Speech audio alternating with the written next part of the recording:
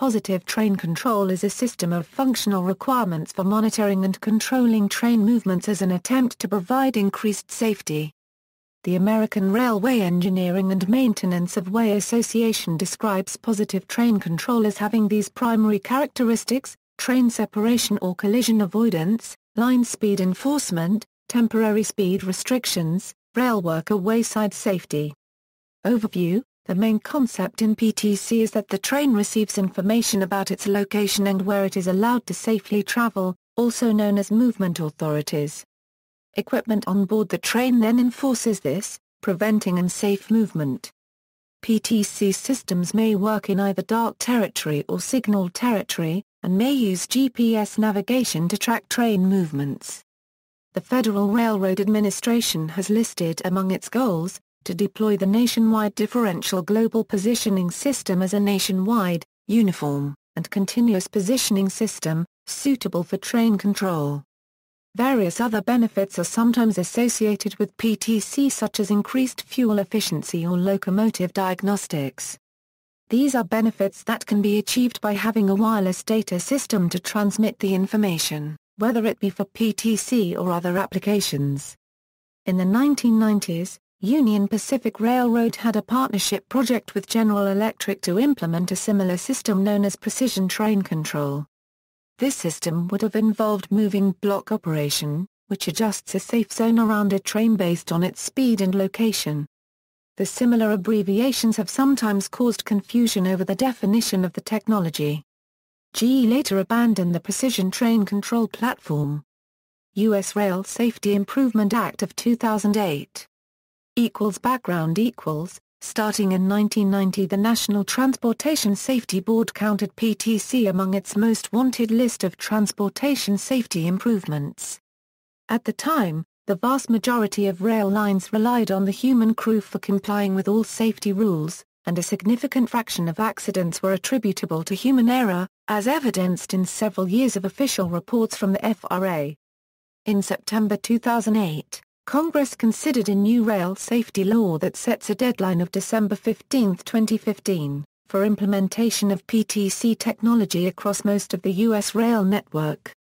The bill, ushered through the legislative process by the Senate Commerce Committee and the House Transportation and Infrastructure Committee, was developed in response to the collision of a Metrolink passenger train and a Union Pacific freight train September 12, 2008, in California, which resulted in the deaths of 25 and injuries to more than 135 passengers. As the bill neared final passage by Congress, the Association of American Railroads issued a statement in support of the bill. President George W. Bush signed the 315-page Rail Safety Improvement Act of 2008 into law on October 16, 2008. Provisions of the law. Among its provisions, the law provides funding to help pay for the development of PTC technology, limits the number of hours freight rail crews can work each month, and requires the Department of Transportation to determine work-hour limits for passenger train crews. Implementation. To implement the law, the FRA published final regulations for PTC systems on January 15, 2010. The agency proposed amendments to its rules on December 11, 2012. In December 2010, the U.S. Government Accountability Office reported that Amtrak and the major Class I railroads have taken steps to install PTC systems under the law, but commuter rail operators were not on track for the 2015 deadline. As of June 2015, only 7 commuter systems were expecting to make the deadline. Several factors have delayed implementation, including the need to obtain funding. The time it has taken to design, test, make interoperable, and manufacture the technology.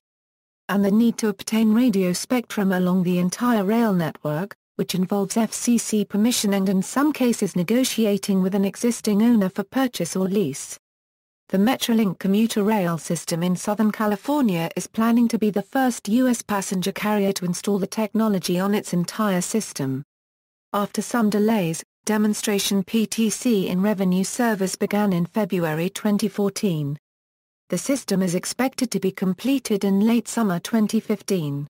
In the Chicago metropolitan area, The Metro system expected it will not be fully compliant with the PTC mandate until 2019. Congress has considered several bills that would extend the 2015 deadline of the Act, possibly granting the railroads an extension of several years. A PTC extension bill, S-650, was introduced in the Senate on March 4, 2015. The AAR has indicated its support for an extension. Controversy. There is some controversy as to whether PTC makes sense in the form mandated by Congress. Not only is the cost of nationwide PTC installation expected to be as much as $6 a euro 22 billion, there are questions as to the reliability and maturity of the technology for all forms of mainline freight trains and high-density environments. The PTC requirement could also impose startup barriers to new passenger rail or freight services that would trigger millions of dollars in additional PTC costs. The unfunded mandate also ties the hands of the FRA to adopt a more nuanced or flexible approach to the adoption of PTC technology where it makes the most sense or where it is technically most feasible. While the FRA Rail Safety Advisory Committee identified several thousand PPAs on U.S. railroads over a 12-year period, cost analysis determined that the accumulated savings to be realized from all of the accidents was not sufficient to cover the cost of PTC across the Class I railroads. Therefore, PTC was not economically justified at that time. The FRA concurred with this cost assessment in its 2009 PTC rulemaking document. The reason behind the lack of economic justification is that the majority of accidents are minor and FRA crashworthiness standards help mitigate the potential loss of life or release of hazardous chemicals. For example, in the 20 years between 1987 and 2007, there were only 2 PTC preventable accidents with major loss of life in the United States and 11 in the Silver Spring, Maryland wreck, and in each case, the causes of the accidents were addressed through changes to operating rules. The cost of implementing PTC on up to 25 commuter rail services in the United States has been estimated at over $2 billion, and because of these costs, several services are having to cancel or reduce repairs, capital improvements, and service. Other services simply do not have the funds available for PTC and have deferred action assuming some change from Congress. Railroads that operate lines equipped with cab signaling and existing automatic train control systems have argued that their proven track record of safety, which goes back decades, is being discounted because ATC is not as aggressive as PTC in all cases. Basic operation: a typical PTC system involves 2 basic components, speed display and control unit on the locomotive, a method to dynamically inform the speed control unit of changing track or signal conditions. Optionally, 3 additional components may exist: an onboard navigation system and track profile database to enforce fixed speed limits, a bidirectional data link to inform signaling equipment of the train's presence, centralized systems to directly issue movement authorities to trains. Ptc Infrastructure There are 2 main Ptc implementation methods currently being developed. The first makes use of fixed signaling infrastructure such as coded track circuits and wireless transponders to communicate with the onboard speed control unit. The other makes use of wireless data radios spread out along the line to transmit the dynamic information. The wireless implementation also allows for the train to transmit its location to the signaling system, which could enable the use of moving or virtual blocks.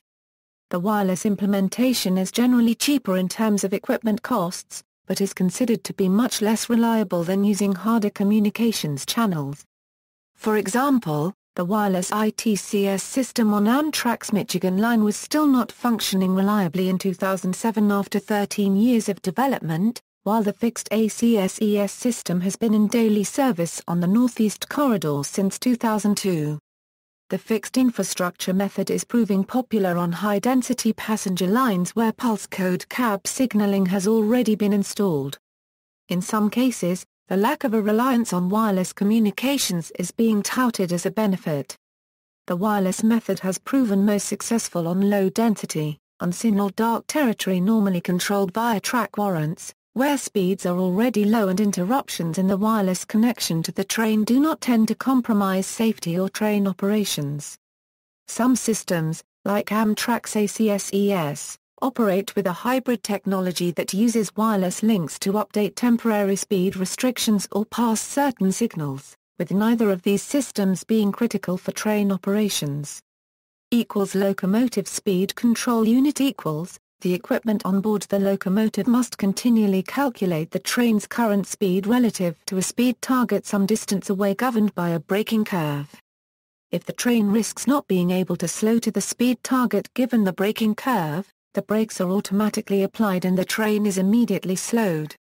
The speed targets are updated by information regarding fixed and dynamic speed limits determined by the track profile and signaling system. Most current PTC implementations also use the speed control unit to store a database of track profiles attached to some sort of navigation system. The unit keeps track of the train's position along the rail line and automatically enforces any speed restrictions as well as the maximum authorized speed. Temporary speed restrictions can be updated before the train departs its terminal or via wireless data links. The track data can also be used to calculate braking curves based on the grade profile. The navigation system can use fixed track beacons or differential GPS stations combined with wheel rotation to accurately determine the train's location on the line within a few feet. Centralized control equals, while some PTC systems interface directly with the existing signal system, others may maintain a set of vital computer systems at a central location that can keep track of trains and issue movement authorities to them directly via a wireless data network. This is often considered to be a form of communications-based train control and is not a necessary part of PTC. Trackside device interface equals, the train may be able to detect the status of wayside devices, for example switch positions. This information is sent to the control center to further define the train's safe movements. Text messages and alarm conditions may also be automatically and manually exchanged between the train and the control center. Another capability would allow the employee in charge to give trains permission to pass through their work zones via a wireless device instead of verbal communications.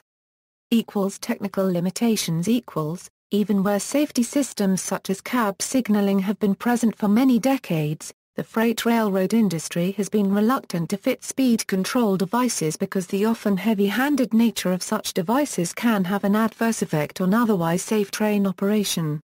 The advanced processor-based speed control algorithms found in PTC systems claim to be able to properly regulate the speed of freight trains over 5,000 feet in length and weighing over 10,000 short tons, but concerns remain about taking the final decision out of the hands of skilled locomotive engineers.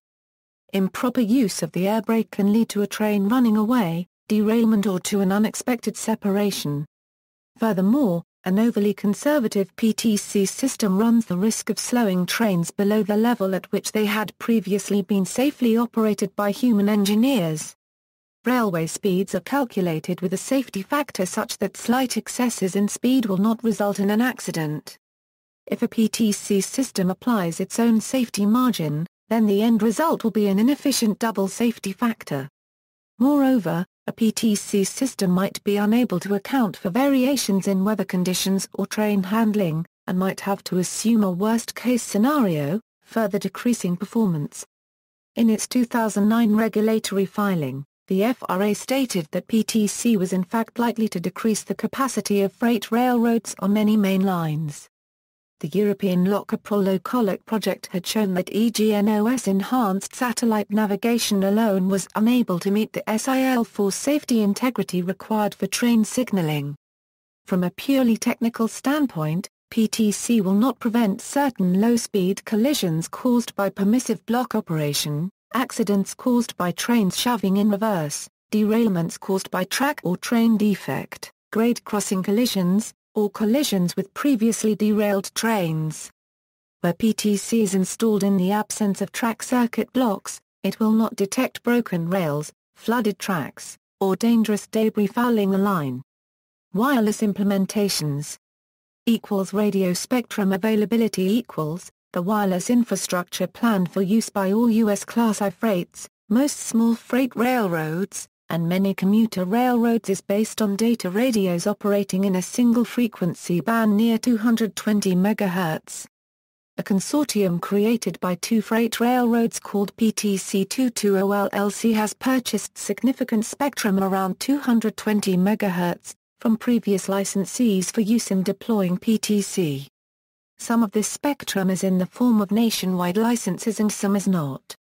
The consortium plans to make this spectrum available for use by the U.S. freights, but has indicated as recently as 2011 that they are unsure if they have enough spectrum to meet their needs.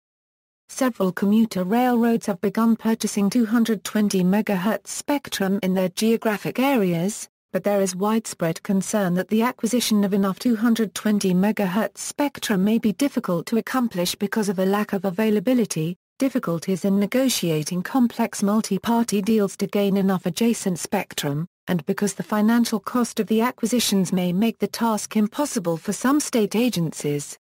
Many of the railroads have requested that the FCC reallocate parts of the 220 MHz spectrum to them. They argue that they must have 220 MHz spectrum to be interoperable with each other. The FCC has stated that there is no reallocation forthcoming, that the railroads are not justified in requesting spectrum reallocation because they have not quantified how much spectrum they need, and that the railroads should seek spectrum in the secondary 220 MHz markets or in other bands. Radio band there are no regulatory or technical requirements that demand that 220 MHz be used to implement PTC. If wireless data transmission is necessary, there are a few advantages to the 220 MHz spectrum, provided it can be acquired at a reasonable cost. The first reason to consider using 220 MHz spectrum is PTC interoperability for freights and for some, but not all, commuter rail operations. Freight operations in the U.S. often include the sharing of railroad tracks where one railroad's rail vehicles operate as a guest on another railroad's host tracks. Implementing PTC in such an environment is most easily achieved by using the same PTC equipment, and this includes radios and the associated radio spectrum.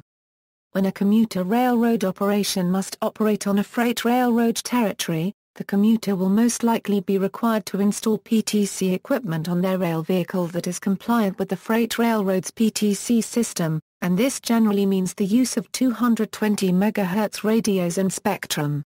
If the commuter uses the same PTC equipment, radios, and spectrum on their own property, they will be able to use it when their vehicles travel onto a freight's territory. From a practical standpoint, if the commuter instead elects to use another type of PTC on their own property, they will need to install a second set of onboard equipment so they can operate PTC on their own property while also operating PTC on a freight's property. If a multi-band radio is not available, then separate radios and separate antennas will be necessary. If a small freight or commuter railroad does not operate on another railroad territory, then there is no interoperability-based reason that obligates them to use 220 MHz spectrum to implement PTC. In addition, if a small freight or commuter railroad only operates on their own territory and hosts other guest railroads, there is still no interoperability-based reason the host is obliged to use 220 MHz spectrum to implement PTC. Such a railroad could implement PTC by freely picking any radio spectrum and requiring the guest railroads to either install compliant PTC equipment aboard their trains or provide wayside equipment for their guest PTC implementation to be installed on the host railroad property. An interesting case that highlights some of these issues is the Northeast Corridor.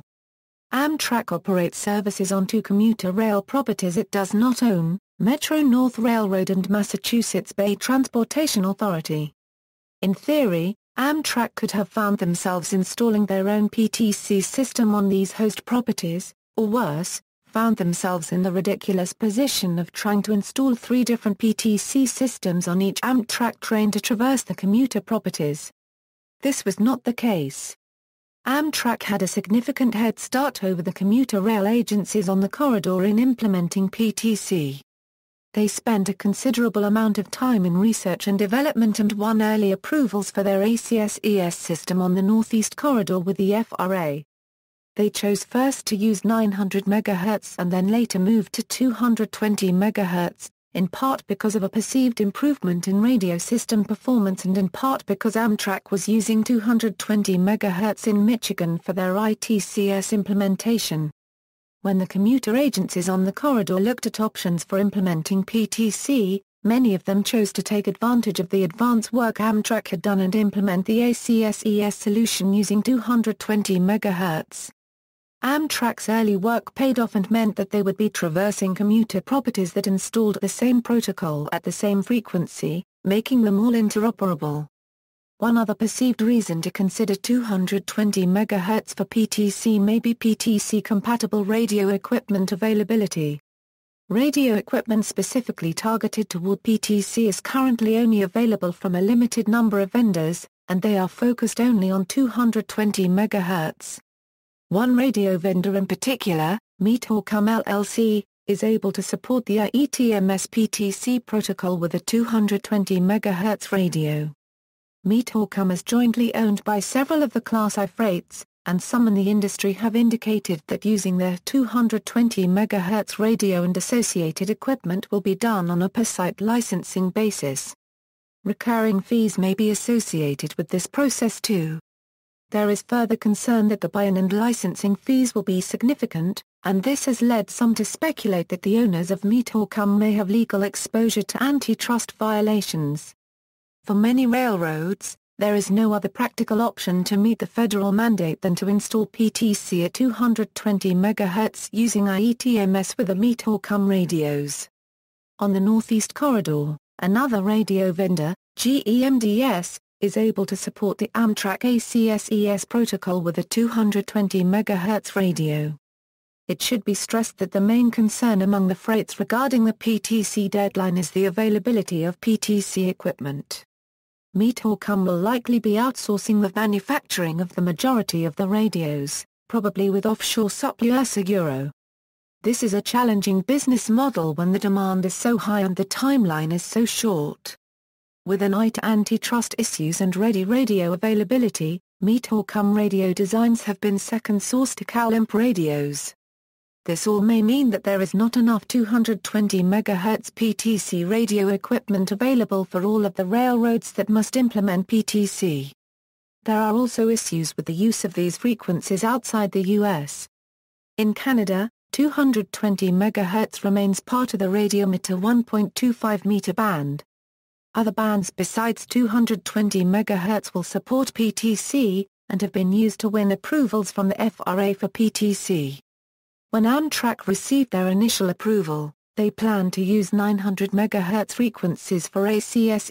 BNSF Railway won its first PTC approvals from the FRA for an early version of ETMS using a multi-band radio that included 45 MHz frequencies, 160 MHz frequencies, 900 MHz frequencies and Wi-Fi. A small freight or commuter that selects one or more of these bands or another one such as 450 MHz might find it easier to acquire spectrum. They will need to research spectrum issues, radio equipment, antennas, and protocol compatibility issues to successfully deploy PTC. Interoperability requirements equals. There is no single defined standard for interoperable PTC systems. Several examples of interoperable systems illustrate this point. First, the UP and BNSF are interoperable across their systems. They are both implementing IETMS and will use different radio frequencies in different locations. In the second example, Amtrak is interoperable with Norfolk Southern in Michigan. Amtrak uses ITCS, while Norfolk Southern uses IETMS. To interoperate, two 220 MHz radios are installed in each wayside location and they both interface with a common PTC system through an interface device at each wayside location. One radio talks to freight trains using IETMS and one radio talks to passenger trains using ITCS. In this case, interoperability stops at the wayside and does not include the wireless segment out to the rail vehicles or the onboard systems.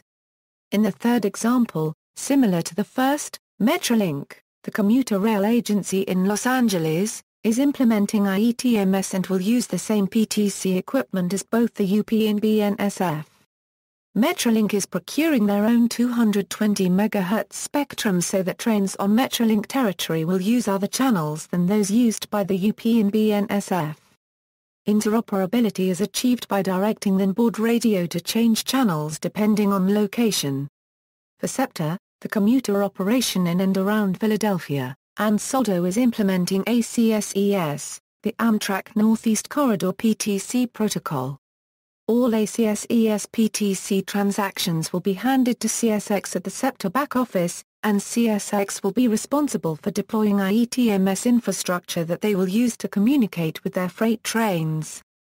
The SEPTA interoperability model is very similar to that of the public safety radio community, wherein different radio systems that use different frequencies and protocols are cross-connected only in the back office to support system-to-system communications. Multi-band solutions for the major freight railroads and Amtrak, the answer seems to be that one frequency band is sufficient. These rail operations measure on-time performance on a much more coarse scale than commuters do, so their tolerance for delay is greater and has less impact on train schedules. In addition, the PTC implementations deployed by commuter operations will be running much closer to the performance envelope than that of either Amtrak or the freights. For commuters in particular, there is therefore some concern that implementing PTC with a single frequency band may not be sufficient. The single frequency band approach to supporting real-time train control has a history of being difficult to use for such applications. This difficulty is not unique to train control. Interference, both man-made and natural, can at times affect the operation of any wireless system that relies on one frequency band. When such wireless systems are employed for real-time control networks, it is very difficult to ensure that network performance will not sometimes be impacted. CSX encountered this problem when it experienced propagation ducting problems in its 900 MHz advanced train control system network in the 1990s. The ATCS protocol, which the AAR had recommended the FCC consider as PTC in 2000, can support train control operation at both 900 MHz and 160 MHz. The latter frequency band is only used for ATCS on a few subdivisions and short lines. More recently, the industry had been moving toward a more robust multi-band radio solution for data applications such as PTC. In 2007, BNSF first won FRA approval for their original ETMS PTC system using a multi-frequency band radio. In addition, in mid-2008, an FRA-sponsored effort by the AAR to develop a higher-performance data radio for use at 160 MHz actually resulted in a contract being awarded to Meet-Orcom for a full-band radio to be used for voice and data. These more recent multi-band radio efforts were shelved in late 2008, after the Rail Safety Improvements Act became law, and the freights decided to pursue PTC using 220 MHz alone, in a single frequency band configuration. Amtrak and most commuter operations quickly followed suit, selecting 220 MHz. Suitability of wireless PTC for commuter rail. Soon after the Rail Safety Improvements Act was passed, many commuter railroads chose not to develop their own PTC protocol and instead decided to save time and money by using a protocol developed for either freight or long-haul passenger operations. Deploying such a protocol for urban commuter operation, where it will be necessary to support numerous, small, fast-moving trains, will be a challenge. It remains to be seen whether the performance envelope of PTC protocols developed and optimized for less numerous, slower and/or larger trains can support a more complex operational scenario, such as that of a commuter rail operation, without impacting on-time performance. Detailed and exhaustive protocol simulation testing can ease the risk of problems. However, there are too many variables, especially when the wireless component is considered, to guarantee beforehand that under certain worst-case operational profiles in certain locations, train operations will not be impacted. In fact, during system acceptance testing, such worst-case operational profiles may not even be tested because of the effort involved. One need only consider what it would take to identify the PTC protocol train capacity limitations at each interlocking of a large commuter rail operation when a train is broken down at the interlocking and 10 to 20 other trains are within communications range of a single wayside location. Such a what-if scenario may be tested at a few interlockings but not at the 30 or more interlockings on a large commuter property. Open standards a large group of industry experts from the federal government, manufacturers, railroads, and consultants are participating in a study group sponsored by the IEEE 802.15 Working Group, to look at using lessons learned in protocol development in the IEEE 802 suite to propose a comprehensive solution to the wireless component of PTC. While this effort may not significantly change the current United States PTC efforts already underway, an open standard could possibly provide a way forward for all of the railroads to eventually deploy a more interoperable, robust, reliable, future-proof, and scalable solution for the wireless component of PTC. Upgrade costs the railroad industry, like the process control industry and the power utility industry, has always demanded that the return on investment for large capital investments associated with infrastructure improvements be fully realized before the asset is decommissioned and replaced. This paradigm will be applied to PTC as well. It is highly unlikely that there will be any forklift upgrades to initial PTC deployments within even the first 10 years. The calculation for return on investment is not a simple one, and some railroads may determine, for instance after 5 years, that an upgrade of certain components of PTC may be justified. An example could be the radio component of PTC. If an open standard creates a less expensive radio product that is backwards compatible to existing systems and that perhaps improves PTC system performance and also includes improvements that save on operational costs, then a railroad would be prudent to consider a plan for replacing their PTC radios. Areas where in use, various types of collision avoidance systems have been implemented across the globe. Most if not all of these operate differently from PTC in North America, as described above. KLUBU The Russian KLUBU train control system is similar to positive train control for its integration of GLONASS satellite-based train location, electronic track map distribution and digital radio usage for track releases as well as remote initiation of train stops. GE Rail has cooperated with the Russian VNIAS manufacturer on this system. The KLUBU system is used widely in the Russian Federation including high-speed rail for the SAPSON. EATMS Some form of automatic train protection has been operational in Europe for over 100 years like the automatic train control system. In 1956 automatic warning system was introduced in the United Kingdom, whilst today the rail network is fitted with train protection and warning system. Some of the first systems implementing full ATP functionality were designed for the dedicated high-speed rail lines such as the French TVM, German LZB and Italian SCMT. Continuing with the success of ATP systems, Europe is today transitioning to one ATP standard, the European Rail Traffic Management System, which is well evolved as a result of many years of European ATP experience and development. Although a major driver for the implementation of EATMS is European interoperability, many non-European countries such as Australia, China, India, Saudi Arabia, South Korea and Libya are introducing EATMS as the ATP system of choice. The two main components of EATMS are the European Train Control System, a standard for in-cab train control, and GSMR, the GSM Mobile Communications Standard for railway operations. The equipment can further be divided between onboard and infrastructure equipment. There is also a low-cost variant ERTMS regional developed by Banvakit and the UIC. The Ataris ATC is a hybrid of the Russian KLUBU and cab signaling and the Italian ERTMS Level 2 GSM block control. The system authority for ERTMS is the European Railway Agency. Alaska Railroad WABTC is working with the ARIC to develop a collision avoidance, vital PTC system, for use on their locomotives. The system is designed to prevent train-to-train collisions, enforce speed limits, and protect roadway workers and equipment. WBTC's electronic train management system is also designed to work with the WBTC TMDS dispatching system to provide train control and dispatching operations from anchorage. Data between locomotive and dispatcher is transmitted over a digital radio system provided by Meteor Communications Corporation. Onboard computer alerts workers to approaching restrictions and to stop the train if needed.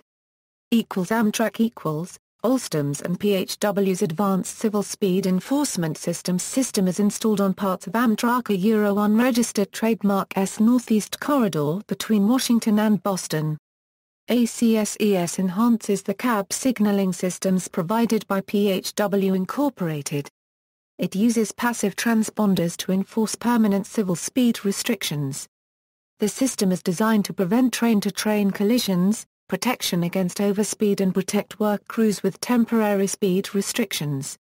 GE Transportation System's incremental train control system is installed on Amtrak's Michigan line, allowing trains to travel at 110 miles per hour. The 2015 Philadelphia train derailment could have been prevented had positive train control been implemented.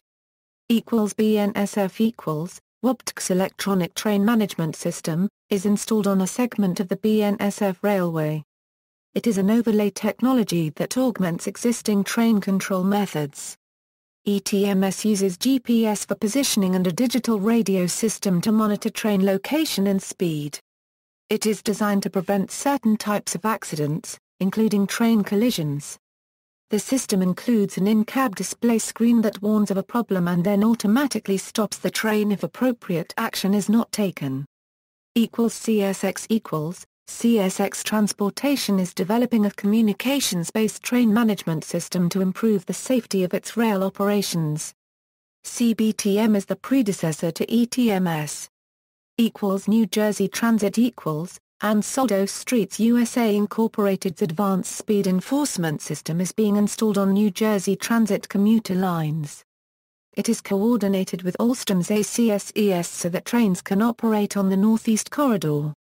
New York Metropolitan Transportation Authority In November 2013 the New York Metropolitan Transportation Authority signed a contract of value up to $428 million to install positive train control on the Long Island Railroad and the Metro-North Railroad, the two largest commuter railroads in the U.S., to a consortium of Bombardier Transportation Rail Control Solutions and Siemens Rail Automation.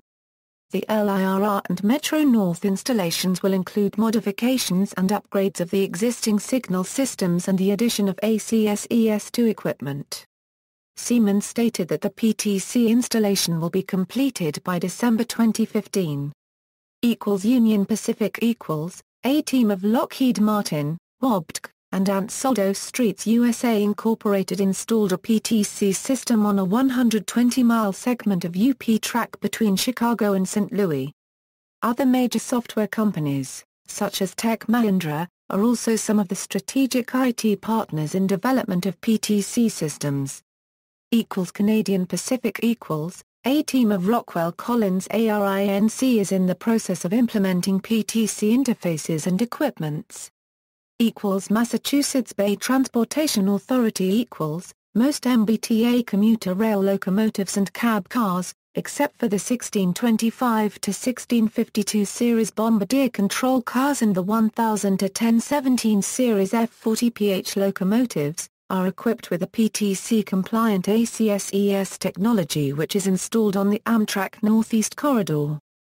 All MBTA trains traveling on any segment of the Northeast Corridor must be equipped with functioning ACSES onboard apparatus which affects trains on Providence-Staunton Line, Franklin Line and Needham Line routings. Kansas City Southern WBTC's electronic train management system, will provide PTC solutions in conjunction with WBTC's train management and dispatch system, which has served as KCS's dispatch solution since 2007, for all U.S.-based rail operations along the KCS line. In January 2015, KCS began training personnel on PTC at its team training center in Shreveport, Louisiana, with an initial class of 160 people. Nacala Corridor, Mozambique Starting in 2013, the first PTC system in Africa is being installed. Siemens Train Sentinel Positive Train Control System, Westrace interlockings, and Tetra radios are provided on the 912 km Nacala corridor in Mozambique. The work is planned for completion in 2015. Regional Transportation District Positive Train Control and Vehicle Monitoring System technologies will be built into the Denver metro area's new commuter train lines set to open in 2016. Southeastern Pennsylvania Transportation Authority the Delaware Valley is likely to have the only commuter railroad in the U.S. to meet the December 31, 2015 deadline on all its commuter lines.